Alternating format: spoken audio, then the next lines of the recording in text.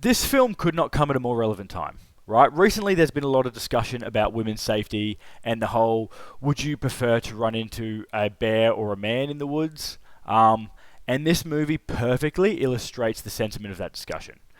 This whole movie is a supremely tense, single location discussion between two characters. The first is this old, like, hermit like dude named Patrick who lives in a caravan, or a trailer if you're American. And the second is this distressed younger woman played by Jordan Cowan who has to shelter with Patrick for the night because there's some wild weather outside and it's too dangerous to go out. And you're like, okay, well, I know how this. I've seen this movie 100 fucking times. But something supremely clever that the writer Indianna Bell does is she throws so many red flags at you that they all start to look a bit beige. You're a bit like, well, I mean, surely he can't. He's not actually, like, it's too obvious. You know, like there's something else going on. You're trying to work out, is this just some fucking... Is it actually just a weird old guy who doesn't know how to talk to people? You know, he's throwing out... Honestly, Patrick is throwing out so many red flags in this. He's like a fucking magician just pulling red flag after red flag out of his pocket. And then Jordan Cohen's character says something so poetically depressing but nonsensical and weird that you're like, fucking hang on, Shifty Magoo, what's your, like, there's no fucking beach around here, what's your fucking deal? And it keeps you on the edge of your toes the entire time. Like, you're on the edge of your seat the entire, at least I was watching this movie going, what is going on here? Who is the bad guy? Why are you all so suspicious? Like, the best way to watch this movie would probably be with an abacus or a scale and some weights, so that every time a character slips up or says something fucking weird, you could be like, I'm not on your team anymore. You're the bad guy. Oh, wait, no, that's a good point. Now you're the bad guy. Like, that's how it felt the entire time I was watching this movie. And the craziest thing about that is this movie has masterful tension, and you're like, yeah, it's a thriller, it's supposed to. Yeah, but it's a debut feature. Like, both for writer Indianna Bell and director Josiah Allen, they have only ever done short films before. This is their first feature debut. And how they managed to pull off this level of amygdala control of me, fucking, like, well done, to be honest. Like, the tension in this film is palpable. And these guys are from Adelaide, like, which is really weird because there must be something in the Farmers Union down there, because the Racka Racka boys who did talk to me, they're also from Adelaide, and they smacked it out of the park with their feature debut last year, Talk to Me.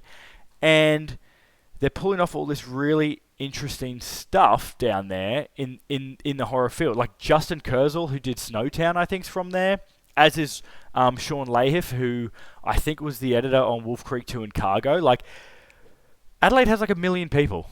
It's like I think the whole population is like just over 1 million people, and for some reason it's become this hotbed of horror. I'm fucking frankly suspicious. The acting in this movie is superb. It is superb, and it has to be. There are only 2 characters in this movie, and it's shot in a trailer, so there is nowhere to hide bad shots or shitty acting. I think a lot of people have this weird misconception that if you shoot on a single location, it's somehow easier to make a movie that way. It's cheaper for sure, but when you think about it, you have to put, like, shooting in a single location puts everything under a microscope because it's so much harder to keep continuity, right? Like, this movie takes place basically in real time. Like, it's an hour and a half, hour and 40-minute movie, and it sort of takes place over that hour and 40 minutes in real life. So if Jordan Cowan or Brandon Rock, who plays Patrick, fuck up or do a bad take or whatever, they can't just cut in like a slow pan of a travel scene or the sky or background. You know what I mean? They are stuck at the single location. You can't have... If they fuck up, they can't just edit or ditch the edit and go to a new scene, because you can't have Jordan just teleport around the caravan. It wouldn't make sense, and it would like it'd stick out like dog's balls. So it must have been insanely technically frustrating to edit this fucking movie. But I feel like they absolutely nailed it. They really, really nailed it. Considering how, like, they really went for the claustrophobia in this film, and you feel it. The sound design is so good. Like, there's a storm that's going on the entire time during this movie, and it just wreaks havoc with the roof, the tin roof, and the door hinges of the caravan. And it's so well designed. You feel like there's a maelstrom going on out there. I listen to it in headphones, and if you can, I think it's the best way to do it, because it made me feel like I was in there. It made me feel like I was in this tiny box while this discussion is happening. Like, it felt like I was just off screen, sitting there, just fucking watching these two. Like, when they're sitting at a dinner table, and Patrick's here, and Jordan's character's here, and the dinner table's there, I felt like I was just, like, standing over them, like, going, yes, good point. Yeah, you're fucking creepy, dude. Like, I felt like that's what was happening. It's wonderfully unsettling. This movie is the definition of a slow burn, but you do get a crescendo, which I am really glad about, because I know a lot of slow burn or art house films, especially low budget ones like this, sometimes they don't have it, like, they just leave it really ambiguous, but not ambiguous in like a, oh, I can't wait to think about this later. Like, ambiguous as in, I get it, you couldn't think of anything to do. This does finish. This does have a definitive ending, which I do appreciate. I just think that ending is it was the weakest ending they could have done. This is a really, really interesting film, and the only reason I didn't like the ending is because I've seen it before. Now, I watch a lot of horrors, so maybe if you don't watch a lot of horrors, you'll feel better about the ending. But I've seen this ending before, so it didn't, like, given how tense and how wonderfully weird this film is, I wanted something I'd never seen, or wonderfully weird from the ending, and it just didn't stick that. Like, if this had really, really nailed the ending, it would have been up there in, like, 10 Cloverfield Lane realm for me, which is a movie I fucking love. But that's only, like, the last tiny bit of the film. The journey to get to that ending is definitely worth your time if you're a fan of slow burn or dinner party horrors.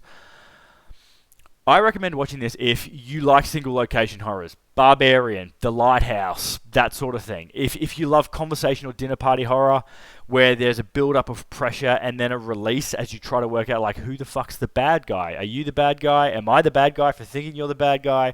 You know, The Invitation does that really well.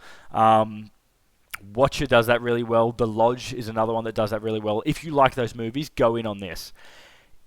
If you want to hear the most Australian kid yell the most Australian thing ever, and that is, "Oh, fuck off, dickhead,"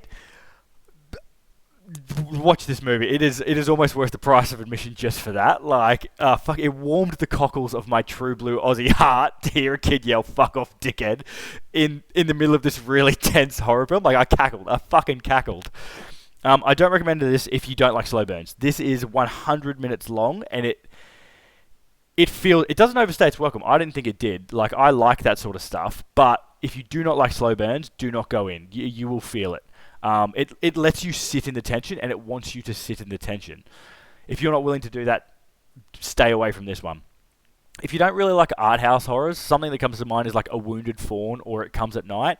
If you hated those two movies, couldn't stand them, I actually like this way better than those two, but it is in the same vein as those two movies. If the implication of violence against women is just, it's too much for you at the moment, because I know there's a lot of media going around about it, there's a lot of discussion. If you're fucking fatigued with that sort of shit in this current climate, I understand, but that is the main premise of this film. The main premise is trying to work out, like, is something bad going to happen to Jordan Cowan, or is she going to do something bad? You know, like, it's a lot about this. This anchors on how you feel about the safety of women. Might be a good litmus test, to be honest.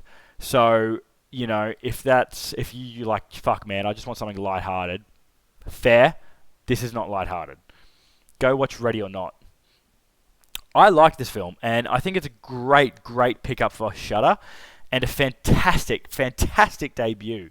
Like, Indianna Bell and Josiah Allen apparently didn't take a wage from the film, which is not good because I'm like, fuck, I want everyone to get paid. But that's how small the budget was for this film. Like, and they were willing not to take a wage from it because it was a passion project. So if you're watching, I hope both of you get paid doubly for the next one. And whatever it is, I am in because I really like this one. But I stand when a director goes, you know what, this is a fucking passion project. I'm in, even if I have to, even if it doesn't benefit me financially, I want to do it because I love it. I love that, but fucking pay them. Pay these people. If you did like this movie and you're like, what, I want something with the same vibe, 10 Cloverfield Lane is a single shot, tense, dinner party horror. It's got one of the best endings I've ever seen in one of these movies. And John Goodman just delivers like, I mean, he's good in everything, but God, I reckon 10 Cloverfield Lane is that and The Big Lebowski are his two best performances. So if you love John Goodman and you haven't seen that and you like slow burn horrors, fucking 10 Cloverfield Lane, go see it. It's awesome. Another one for this is, I've mentioned it before, Barbarian. Barbarian might be the best movie that plays like Red Flag, Beige Flag that I've seen in the last like maybe 10 years. Like the first third of that film, you spend the whole time going, don't do that, I'm fucking watching you, and then you're like, actually, what a lovely man. He's a really thoughtful, and then you're like, wait, hang on, man, like, why did you make me that drink? That you play that the entire time, and Barbarian's really, really good at that. And Justin Long's in it, and he's the king. He's a king of horror. If you love horror, I'm sure you love Justin Long. He's the fucking man. So go see Barbarian. As always, thanks for watching. I appreciate the fuck out of you. If you did watch this, let me know what you think in the comments. I know it's a bit mixed online, but I personally thought it was really good, apart from like that little bit at the end. And I hope to see you again for another review. Peace.